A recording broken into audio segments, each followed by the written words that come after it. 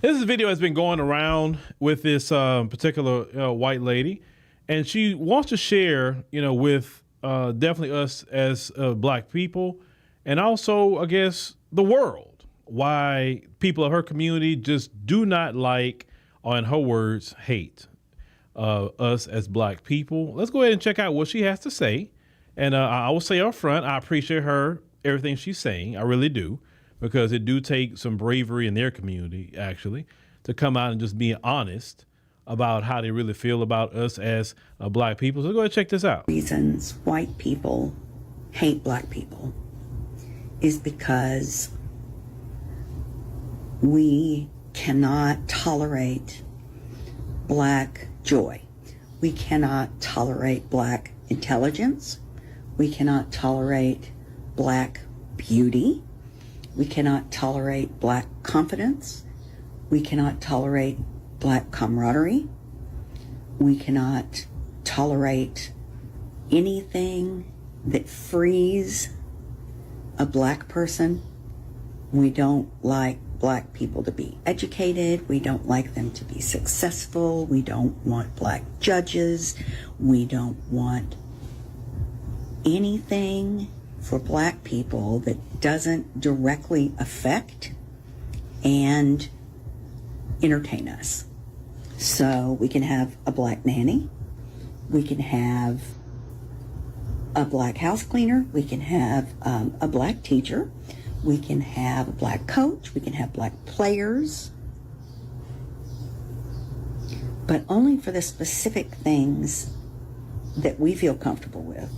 Now let's address what this lady had to say. And because it's really, if you listen to everything she said, I'm going to break it down in 4 words. Just 4. Number 1, misery. According to her, they don't like black joy. Well, why you don't like black joy? It's because you're miserable. Well, everybody say misery loves company, and we're not being the company with you. So you're just miserable. And you know people who's miserable, they can't. And listen, let me tell you what's even worse with their misery. They know everything they've done to us, and yet we still put a smile on our face. We're still happy. We're still joyous. We're still all of that, right? And yet they're not, and they had everything literally handed to them.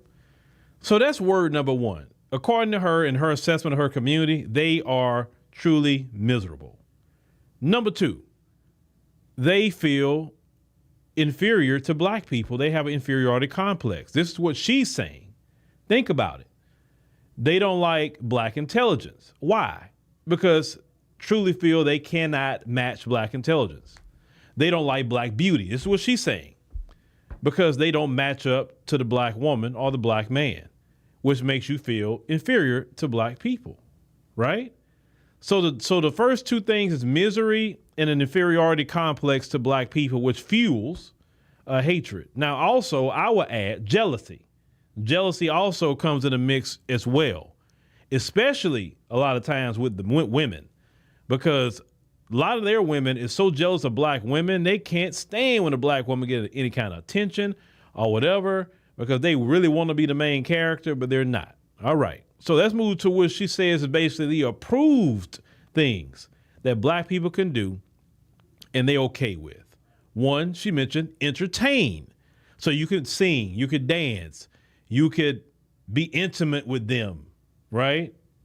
You can do any kind of entertainment they feel is entertainment, and they're okay with that. That is the role that you should be to them to make them feel happy and comfortable. But remember, these are a group of people that, according to her, that are miserable and have an inferiority complex, which in turn creates jealousy within them for us as black people. Then she mentioned the next thing they're cool with black people is service. You can serve them. You can serve them as nannies, as she said, teachers. You can serve them in any kind of menial task, but you cannot be in any kind of position of authority, which she mentioned judge, president, senator, whatever, because most of those people is going to tap into their inferiority complex, right? Because in order to get those positions, you have to have some sort of education, experience, etc., right? And they don't want, they feel inferior to black people who have some sort of education or whatever, right? So that's why they don't like to see you in any kind of positions of power, because you directly mess with their inferiority complex. And then if you are a black woman in a position like that, it's even worse, because not only you hitting their intelligence problem with black people, but now you're hitting a beauty issue that's in a lot of the women. Okay. So you double, think about it. An attractive black woman catches hell from them folks, especially the women. They catch hell. This is why they think about it. This is why they're only happy when you and listen. I'm only speaking about the movie. I'm not speaking about the sister in a bad way, but I'm just have to say this. They are only happy when you present yourself like Gabrielle Sidibe presented herself in Precious. Now I know that sister don't present herself like that every day. She don't. I've seen her pictures. She dressed well. She has her makeup. She does it. She fixes her hair. So I'm not talking about the actress. I'm talking about the character Precious, right? If you present yourself in that way, they feel okay. They're happy with you. They love that. They love you, a black woman who's 300-400 pounds. They love when you have yourself together, because you don't tap into their inferiority complex. But if you're a sister, got yourself in shape, or just shape for your body, because everybody's shape is different. It's not a weight. It's not how much you weigh. It's your body. Because some women can weigh 170 pounds and you couldn't even tell. They got women that weigh 190 and you couldn't tell, and they got flat stomachs and everything. So it's not about a weight thing. It's about your body. So you are well proportioned for your body. You take care of yourself. You look good. Like they can't stand those kind of black women. They want you to look like Precious, unkept, overweight, etc. Right? And that's when they cool with a black woman. So what she's saying is that in that culture is misery. Because think about it. Politically speaking, they right now have the House, the Senate, and practically the Supreme Court, and they're still not happy. Why? Because she's admitting they're not happy people. They're miserable. And the reason why they're miserable is, think about it. How you can really be happy of all the atrocities you have committed, just even in America alone. We're not talking about the atrocities you committed in other countries and still doing to this day. You can't sleep well at night committing that much atrocity. So yes, that sin has been laid at the feet of them. And really what she's admitting is that, like when they talked about the ministry of the Holy Spirit, when the Holy Spirit comes to the earth, it will convict men and women of sin and unrighteousness. That misery they're talking about is the weight and guilt of sin. This is why some of them say, I don't have white guilt. The reason why they're saying that is because the weight of sin and unrighteousness is forever upon them.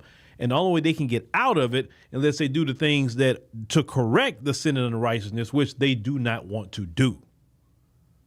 They rather deal with the weight of sin and unrighteousness, that collective guilt that's upon them, that they feel like a ton of bricks on their shoulders, right?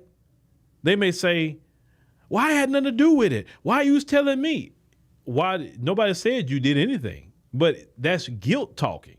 That's the weight of sin and unrighteousness talking. It's not us telling you anything. No black person today would say any person within their community owned a slave. I mean, come on, none of us that ignorant. But what we are saying is that you inherited the wages of blood. You inherited the wages of our death. You have inherited the stolen money. You inherited stolen land that you still have to this day, but you don't want to hear about it. See, this is the thing. You can't just talk about them in the past. Oh, they was the one doing this to black people and the slavery. No. You inherited everything that those people did, and you continue the system that they built to this day. And that's what makes you guilty. That's what makes you responsible. You feel me? So remember this, before we wrap this up, she's explaining to you that a lot of them are miserable and have a severe inferiority complex, which fuels their jealousy. And anytime someone's jealous of you, what they say, if someone's jealous, then they will unalive you. And hatred is all in the midst of that. This lady is assessing her whole community in this video. Then the only way they can tolerate you is you entertaining them because they're miserable, so they need some sort of joy, or you serve them. That's the only thing you can do. which me, I can kill that. I ain't trying to do none of that. But shout out to her for doing this. She gave a good read on her community. Now, black people, when you're dealing with her particular community, you understand where they're coming from. Misery and a severe inferiority complex, which breeds jealousy and hatred. Now you know the essence of anti-black racism. She's explained it to you. The diagnosis is very clear.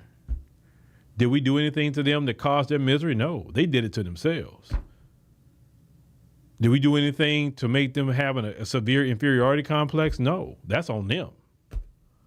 How you feel about yourself is on you. It ain't on us. But brothers and sisters, we got to understand what we're dealing with here. And since we understand what we're dealing with, then we just move and act accordingly. Now, we don't have our life all caught up or whatever behind what they do, but it's good to know how they move. And then now you deal with them in an area of a position of power. This is why, and more, this is why the Honorable Elijah Muhammad said what he said when he was alive. Listen, one thing I know about miserable people is nothing you really can do for them. They have to fix themselves. When someone has an inferiority complex, there's nothing you can do for them people. They need to go deal with their own issues. And I'm not here to try to fix you. I'm not no therapist, and I'm not God either. I'm trying to work on myself, and surely work on the issues with my community. I'm not trying to work on the issues in nobody else's community. But, and I'm not saying every person in her community feel that way about black people. Not saying that either. They'll be ignorant. There are some individuals in her community as good people. I've met some of them in my lifetime. But unfortunately, they're not the majority. Take with this information what you will, brothers and sisters. But just make sure you apply it and understand it.